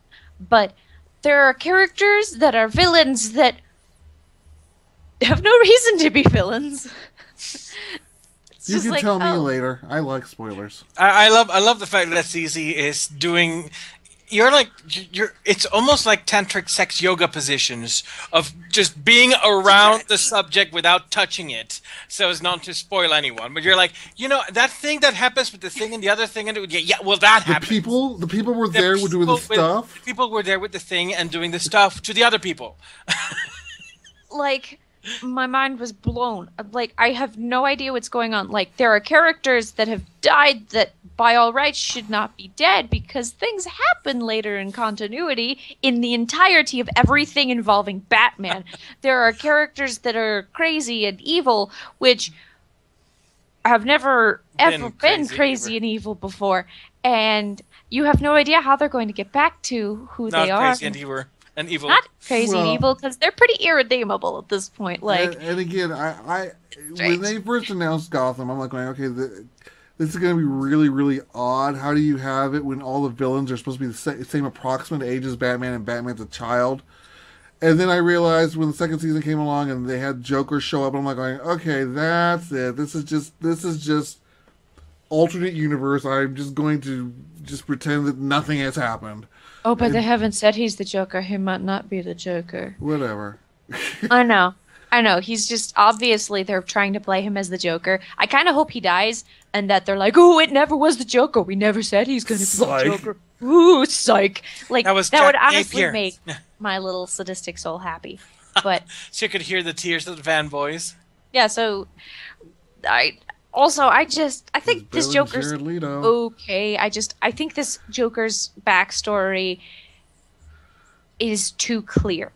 I think the Joker needs to have a certain amount of mystique to his backstory. You think they're propping him up as a red herring? Yeah, I hope they are. I would be very sad if they're not. But they've done some very strange things with the show, so I genuinely have no idea what is about to happen or what's going on. So when they're like, Pee Wee Herman is joining the show, I was just like, okay. Now here's the thing: Paul Rubens is Rubens because I've seen a lot of websites that are misspelling his name as Paul Rubin. Rubin is a fucking sandwich. Paul Rubens, like the painter. Paul Rubens, like the sandwich, plural. Like the sandwich, not like plural sandwiches. No, Paul Rubens is a very talented actor, very, very unconventional, very strange, and I do feel sorry that his career had such a dip. Because him playing with his Pee-wee. I was about to say, public masturbation does that. I'm sorry. Yeah, but I and he's getting back on the thing, and he's getting ready to do another Pee Wee Herman movie. I like that. And honestly, I can't see him as the father of the Penguin. But though in my mind, it's the original Penguin who was played by I like this Penguin. I know. Really like this Penguin. But the act there's a certain it was played by Burgess Meredith. That's right. And if you look at Burgess Meredith and then you take a look at Paul Rubin, there's a certain similarity there. Rubens, I know. I wanted to see if you got it. Damn it. There is a certain similarity between Burgess Meredith and Paul Rubens that I do believe it's Burgess. Burgess Meredith. I don't know. I don't speak your language. I know you don't. Your strange pronunciation rules make no sense to me. I come from a language where you write how you write it is how you spell it. So sorry, he didn't spell his name with a J. He should have. Then it would be Burgess. Now that sounds like one of the aliases that Sean Connery's James Bond would have. I'm Burgess Meredith. All right, moving along. From to Gotham Batman to our third Batman topic, which is animated. Batman Bad Blood is coming out, and I think I mentioned this last week. But this is what has happened to the Batman? Where is he? He has apparently disappeared, and that has forced Nightwing to take over. So I know Mouse is not happy. I love all the DC animateds. I do.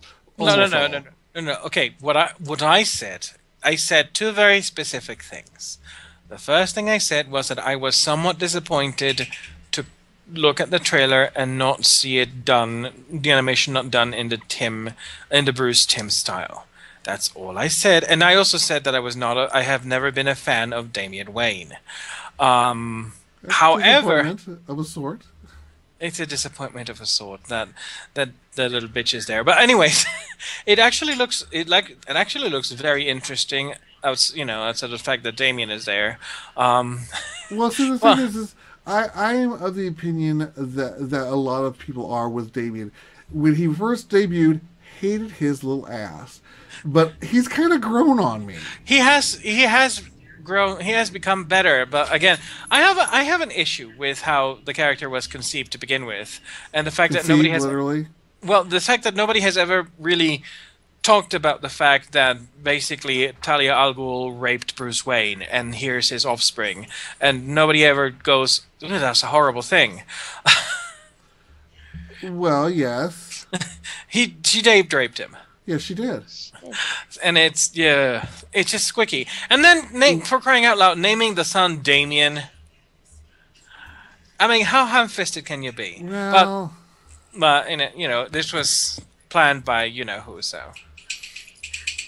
but still, I mean, all things considered, I like the little shit. So I would like to see this, and It's not his fault how he was conceived. but I actually I would like to see this because having Nightwing take on the mantle of Batman, which happened, during what was it, Battle of the Cowl. Yeah, but early 2000s. It was what, 2 or 3 years before the New 52 reboot.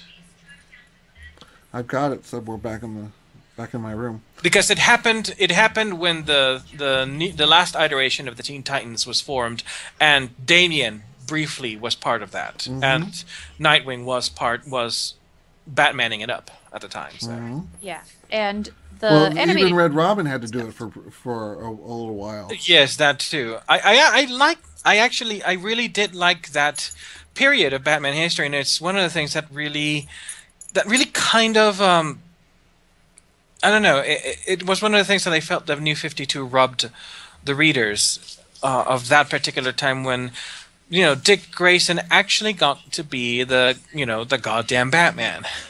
Although now we have Earth 2, where he is the Batman. Where he is the Batman, yes.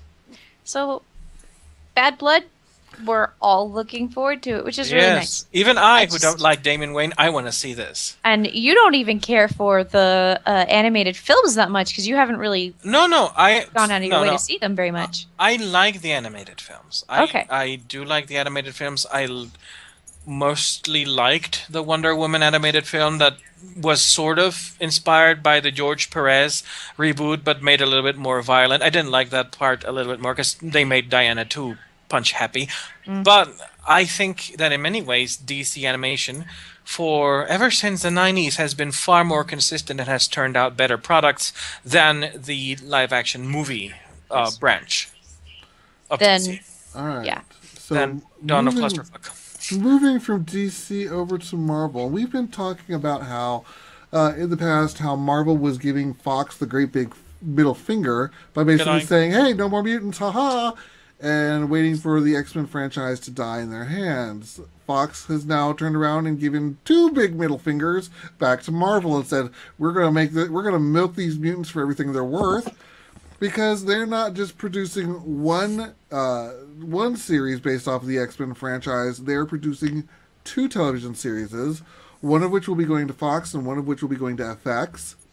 The first of which is based off of Legion, which is, for those who are familiar with the comics, that would be David Haller, which is the son of Professor Xavier, who, in the comic book continuity, is a beyond... No, Haller, you mean? Huh? Oh, yeah, David Haller, yeah. Yeah.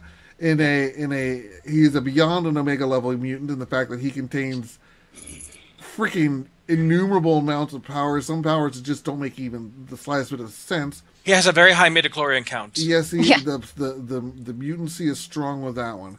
But the trick here is that spoiler alert, for those who don't know it, he's dead in the Marvel continuity. Is he even after the thing they're doing? Well, he would have had to have existed in that continuity for Doctor Doom. Who knows? Yeah. Who knows what happens after knows? Secret Wars? We're not even done with Secret Wars. I know that ends in December, doesn't it? It ends in December. Yeah, something like that. So we'll get back to that. But I'm certain he's dead. But that aside, the television show is supposed to focus on a young man with mutant powers who also suffers from schizophrenia. until he has an encounter with a patient in a mental institution, and then God knows where it goes from there. It could very well be a similar retelling to his last comic book series. Yes. The other series that is coming up is Hellfire, and it is based off the infamous Hellfire Club, for those who are familiar with the group of villains from the X-Men. And this is actually supposed to take place in the 1960s. The Hellfire Club. And actually, potentially, is supposed to be in continuity with the movies. So, for those who go back and watch the First Class, and Emma Frost and the Queen of Lingerie. The Queen of Lingerie, the White Queen. The Queen of White Lingerie.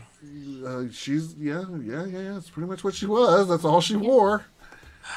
But yeah. Hey, it's still better than some of the drawings I've seen. So the drawing over here where she's in her lingerie. Just like, oh hey, let's put her in a corset and a G-string. That's exactly what she's wearing in the picture to the and left. she's gonna fight crime. I like the old man Logan dress. I love the old man. That actually. It's practical. It's elegant. It's elegant. Yes. It's elegant. But that aside, so now we've got the great big flipping of fingers between Fox and Marvel. Well, I'm just dying to see who's gonna come out on top now. Well, here's the thing. This is the very, very interesting thing. So this is actually not an adversarial thing right now because it's sort of a collaboration because Marvel actually said that they could bring X-Men properties to TV.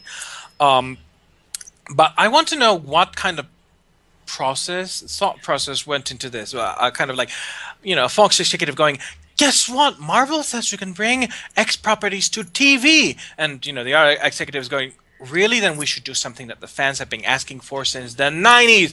We're going to, and someone says, well, let's make not an X-Men show. No, this is exactly what I was thinking. Let's do something that has nothing to do with the X-Men directly. Well, when I heard about them doing Hellfire, that's literally Gotham was the first thing that came to mind. Yeah, honestly, here's the thing. We have heard nothing from DC so far about the Teen Titans pilot that was supposed to start shooting now. We have heard nothing about that. If Fox were intelligent, and again, this is a big if. I am almost going into the realm of science fiction here.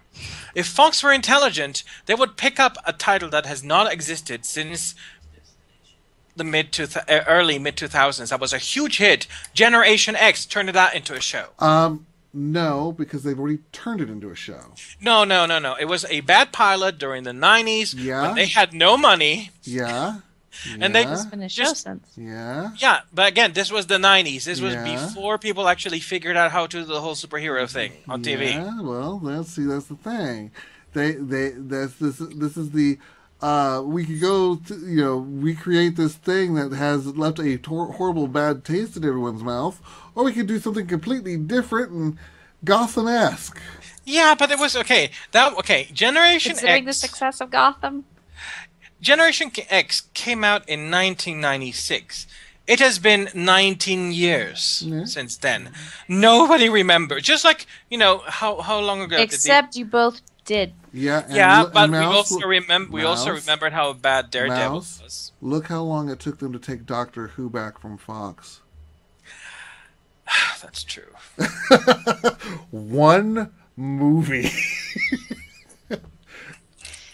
And they still have to acknowledge it. That's the sad thing. They still have to acknowledge it. So, God damn it. Moving along, this is a quick hit.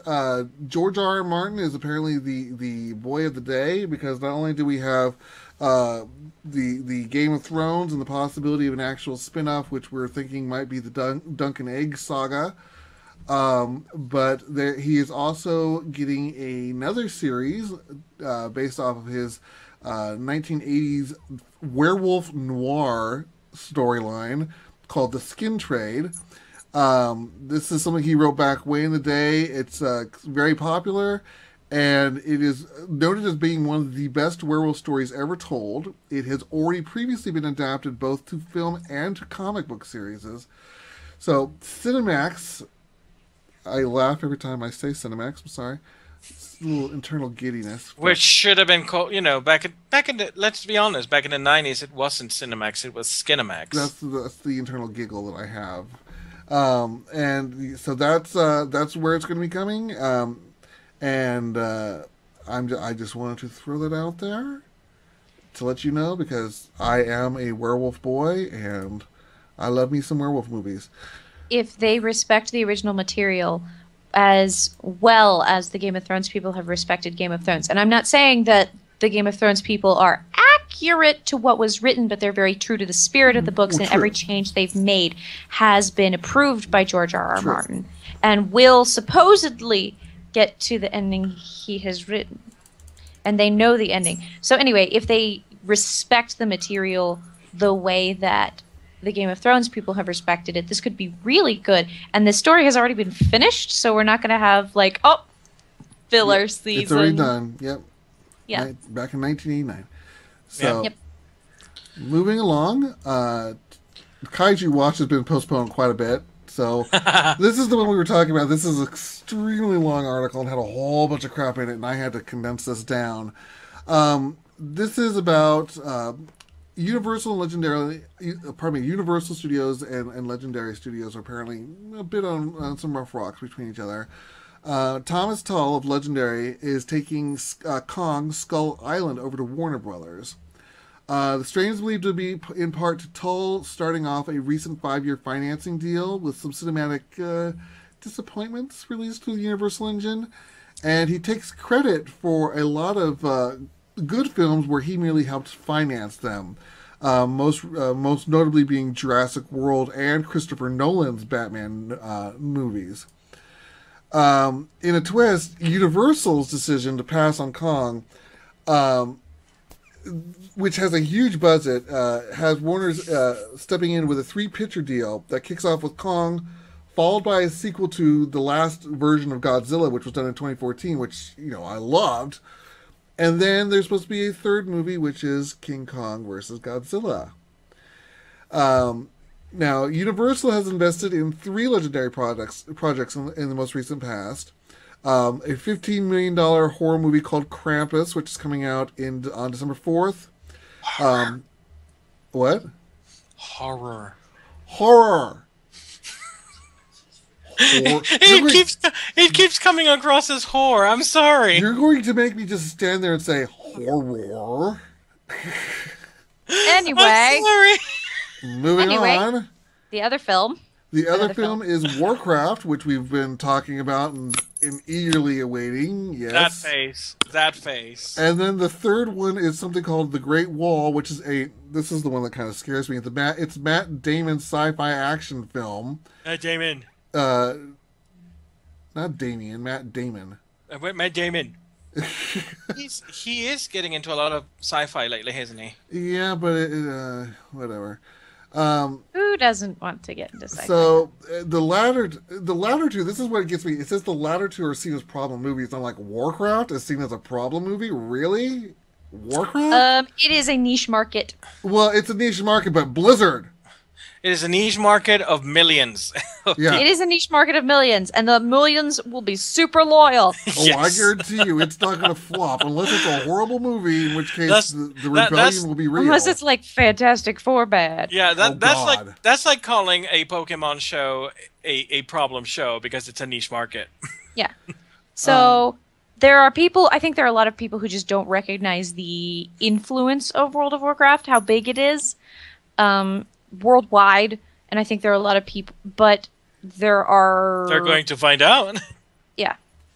Anyway. Meanwhile, Legendary has opted into 2 big Universal hits. It took 25% of Jurassic World, and it is actually 50% on Straight Outta Compton. So it's earned quite a bit, and it's also invested in the Steve Jobs movie, which recently just came out. It's going to be popular because everybody loves Steve Jobs. So Legendary has really tapped into some big hits there.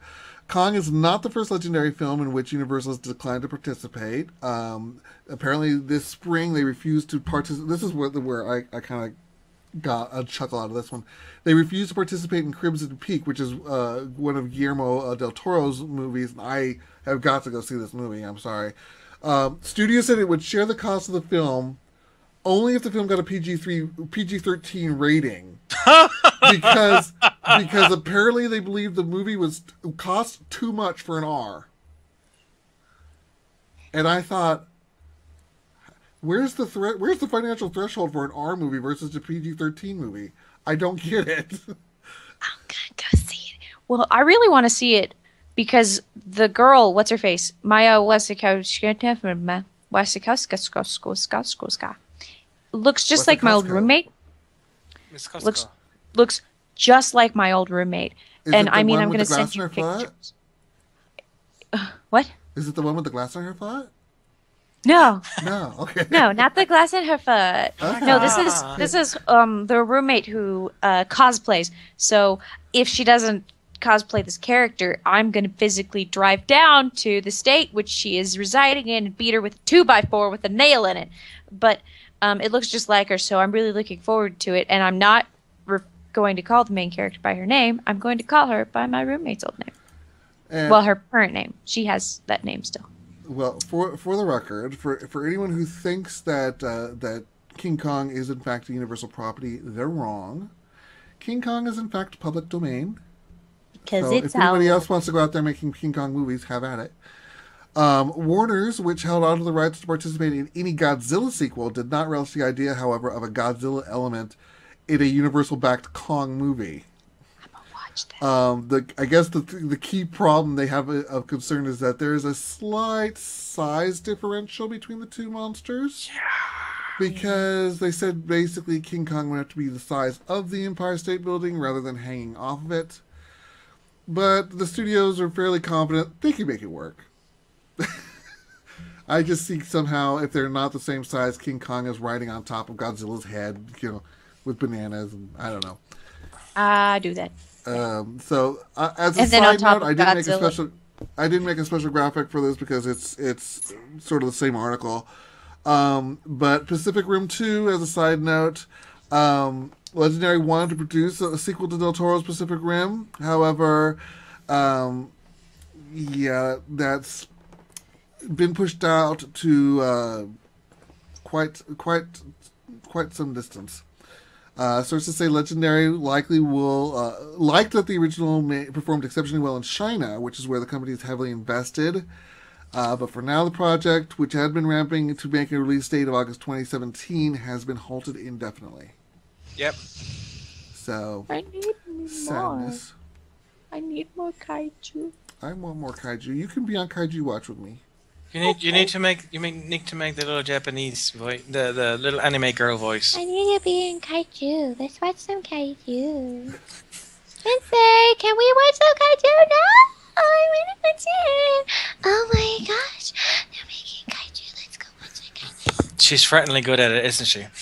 All right, we've got 15 minutes and 3 topics to go. Mouse, Wonder Woman, take it. Yes. Also, I just got sent something by someone who knew we were doing the recording bit.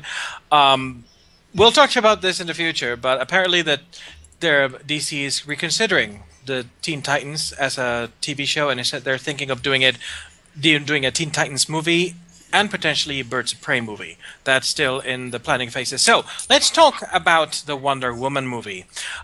We know a couple of very vague details about the Wonder Woman movie, and one is that it will apparently take place in 3 different time periods. The first time period being, of course, Diana's childhood and background on the Amazons and whatnot, and this would take place in Paradise Island or Themyscira. The second the second act will apparently take place during not World War II, but apparently World War I, and then the third act will take place in the modern day. This sounds like a mess. One of the reasons that I think it's going to be a mess is because there is such a thing as, the Aristotelian unities when we're talking about, unity of place, unity of time, etc. And you can, in movies, that was for theater, but in movies you can have a bit more wiggle room, but not so much as to have each part of the movie be set in a completely different time period when you're trying to establish a character and make the character relatable to the modern world, because she has never actually been in a movie. The frustrating thing is by doing it in three bits like that in different time frames. It is not so much a movie as a disconnected flashback. Yeah, and tell me, what supporting cast can she have? Her mother, maybe, back in Paradise Island, but, you know, three goddamn eras. Diana needs to be played by Lucy Lawless. I'm done. Yeah. And here's the thing. Another thing is that I think that why this movie is going to be awful, because, again, DC doesn't get Wonder Woman. But here's the thing. Instead of doing this bullshit, and I don't know why they moved her to World War I instead of World War II when she, you know, which had more defined villains, if you think about that. I guess, first of all, DC is clearly taking the approach that they're going to turn Diana into a female Thor, which is the completely different and totally wrong approach for her.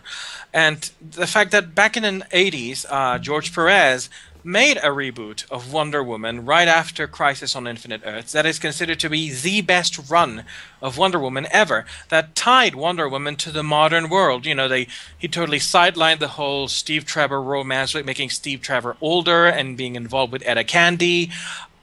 And it was an excellent run, and DC could have drawn on that and here's the definite version of the character. But no, they clearly have no frickin' clue, and they're playing up Wonder Woman with her sword and with her armor and fighting all the time. And here's the thing. This is what I wanted to quote about Wonder Woman, which comes from the 1983, 4, 5, 6, whatever, source book that DC published about who Wonder Woman is. And I'll do it very quick. Princess Diana is a woman on a mission with vital importance to the humans, Amazons, and gods. Her driving belief is that people can live in peaceful, harmonious existence. She does not believe war is inevitable or unavoidable, and she demonstrates her peaceful beliefs with every action. She never attacks unprovoked and will never fight when a peaceful solution can be found. She fights only as a last resort, and even then only in self-defense or for the protection of innocence. She would never seek confrontation and treats all but the most wicked of foes with a disarming respect. I don't know. I don't think this is going to be an absolute mess. We've already had, and we've had Lucy Lawless, as recent as the most recent convention, calling DC executives pussies for being afraid of doing a Wonder Woman movie the way it should be done. It's not really DC executives. I saw that clip, and it's not really DC executives specifically about Wonder Woman. They simply used Wonder Woman as an example, and they were talking about people's fear of female superheroes. Yeah, but we have heard, and I think this was aimed because the only person who has talked about this openly has been DC President Diane Nelson, who about 4 years ago said that doing a Wonder Woman movie was very difficult because Wonder Woman is a very difficult character that people just don't understand, and it would be very. You can go search for her answers. This very 2 or 3 paragraphs of bullshit of why they can't do a Wonder Woman movie, and everybody else, all of the other executives in all the other companies basically kind of fell behind that. Oh yeah, well, Diane should know, and she has Wonder Woman. She has the female superhero. Like, if they can't move Wonder Woman, how can we move, Elektra or Captain Marvel or whatever? So moving on. Pan. Pam. Pan. Been panned. It tanked. It tanked. I mean, let's be honest. When the Jolly Roger looks like a $2 hooker store, and when Princess Tiger Lily is wider than Bella Swan. Yeah, that's really, guys. Could you have tried? I mean, you've got the black. It's not even Hook is the villain. Hook is some. Forced good guy thing. Blackbeard is the villain, and I mean, this is basically someone who went, oh, you know what? I bet we could take Once Upon a Time storyline and kind of do this and make a movie of it. Here's the thing, and And this is something that I have heard a lot from, say, Nostalgia Critic, who's an excellent critic, I think, and Spoonie, from the Spoonie Experiment, and I wholeheartedly agree. The center of this movie is a prophecy. I want to tell you right here and right now that writing any story, movie, play, or anything around a goddamn prophecy is or comic is the laziest, is the cheapest absolute route that you can take, because you don't have to establish characters, you don't have to establish motives. Why are they doing this? Because prophecy. Why does she love him? Because prophecy. It happened in The Matrix, it happened here, it happened in God, what was the name of that? It happened in like some of the worst Final Fantasy games. Enough with the goddamn prophecies, people. Enough. And so this movie might end up losing Warner Brothers as much as $150 million. This has been a bad year for Warner Brothers. And again, these are the people who are going to be in charge of Wonder Woman. You know, if they do as well as they did on the first half of the first season on Gotham, then I will be very happy. Yeah, but... Second season? Yeah. Okay, considering as much of a fan as I am of the Peter Pan mythos, really, guys? Yeah. If I can look at the commercial and go, nope, that's gonna suck. Not happening. it deserves to tank. Yeah. Write it right, or take it in a completely different direction. But stop telling these cutesy little things. If you're going to tell a cutesy little thing, make it a children's movie. Yeah. I am very, very skeptical about the offerings that Warner Brothers is promising us in the future, as far as DC material goes. Because looking at the year they've had, Jupiter Ascending, bombed. The Man from U.N.C.L.E., bombed. Entourage, Run All Night, American Sniper, San Andreas, bomb. I thought American Sniper actually did. Actually, American Sniper did well. Actually, and yeah. Yeah, and there was what was the other one that did well? I want to say it was San Andreas that did well. Actually, yeah, San Andreas did well. Entourage did not do as well. Yeah, it wasn't all. San Andreas went well because it's The Rock. Rock draws. Yeah, Yeah. I mean, it's. I saw that look. Yeah. Yeah. It's not like a disaster like John Carter, which was, what was that? Was it like 2011, 2012? Something like that. Something like that. But I mean, this is not giving us a lot of faith on what you're going to do with other properties if you screw Jay and Barry like that.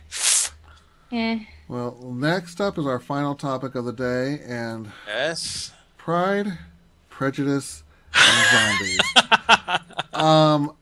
When I first saw this book on the bookshelves, I'm like going, really? And then I thought to myself, okay, that's cute. I had never ever, in my darkest, most twisted fantasies, thought they'd make a damn movie. And it looks like Buffy the Vampire Slayer meets Jane Austen. Meets Jane Austen and has a love child. Well, Burr Steers is directing and writing. I'm gonna watch the shit out of this movie. The trailer is up. I mean, look at it. It is. I'm going to see it just because. How can I not? I have not read the books, although I have been tempted. I hope that there is. Wait, Elizabeth Bennet. She's in Pride and Prejudice. Her story is Pride. Yes, I just want to see Elizabeth Bennet kicking ass. There you go, trailer. I can't see it. If I remember from the movie, if I remember correctly, the book is actually Pride and Prejudice with these paragraphs that are just randomly the characters going out and fighting zombies, and then it just goes on with the Jane Austen, and then it cuts to what the book is like. And I think I think it's actually a brilliant way to get people to start reading. That is what it looks like. The movie happened because you've got this very. The gentlemen walk in, and it's very much Pride and Prejudice, And then there's moments where the girls walk in with their nunchucks and start kicking zombie ass. And I'm like, Yeah. the hell?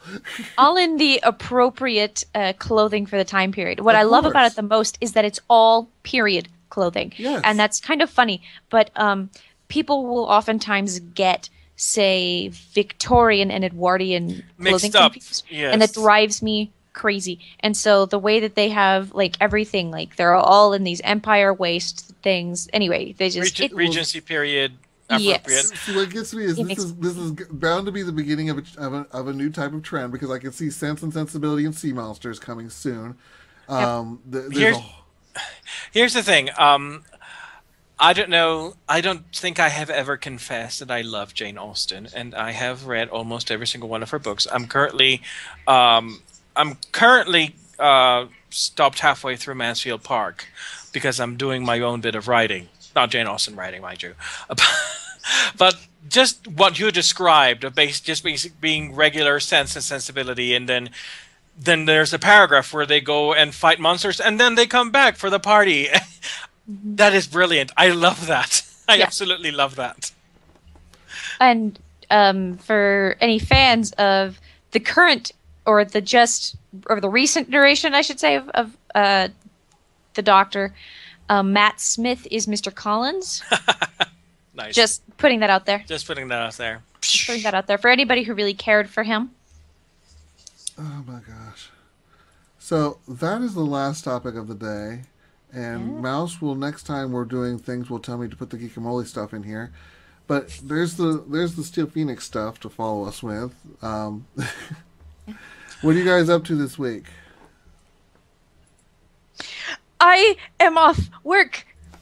Woo! I got my one of my weekend client canceled for the weekend. So client. Oh, that makes me sound like I'm not. I work with individuals with disabilities, and my client is actually going out of town this weekend. And I was told that I would not need to, that my services were not needed since they were going out of town, and I could just kind of hang out at their empty house for a while, but that probably would not be appropriate. You'll have plenty of opportunity to kill zombies. Yes. Yeah, and I'm not getting paid for the hours I'm not working, because that's how society works. But it means that I do get some time off. So I am actually sleeping this weekend. Nice. I get to rest during the weekend. That means at 1 o'clock when I'm broadcasting, you can hang out in the chat room and Twitch and say hi to everybody.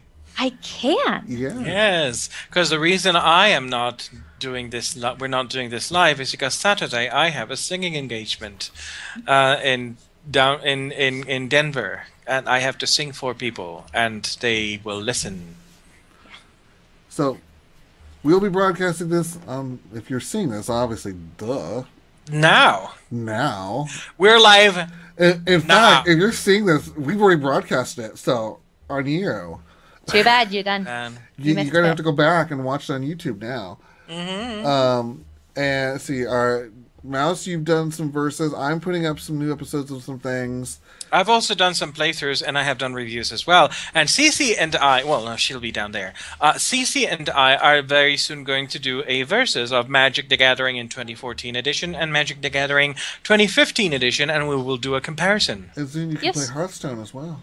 And we can play Hearthstone as well, since I'm installing it now. And there are many other games we can do versus as well. And I'm sensing Deus Ex December might be happening. And yes, Deus Ex December might actually happen. Because we know you're not coming to us for advice on how to build your Magic the Gathering deck, so we might as well talk about the game mechanics and how it works out as a video game. Who knows? They might come to you about building decks. Who knows? Maybe. Just not me. Just not you. I'm not that smart. Sorry, guys. And then, of course, for the 31st, not next episode, but the episode after, be here. We will be in costume. We'll be all dressed up. We're not telling you what kind of costume, but there'll be costumes. There'll be costumes. Yes. Mystery. It'll be like all new hosts. In fact, maybe I'll even change our names. Oh, we totally should. All right. So thanks, guys. Thanks for coming out. If you hit the magic follow button down below, or the Follow subscribe us. button off to the side, or wherever the hell, we want your followers. Follow. We love you. Follow the yellow brick road. Notice me, senpai. Notice me, senpai.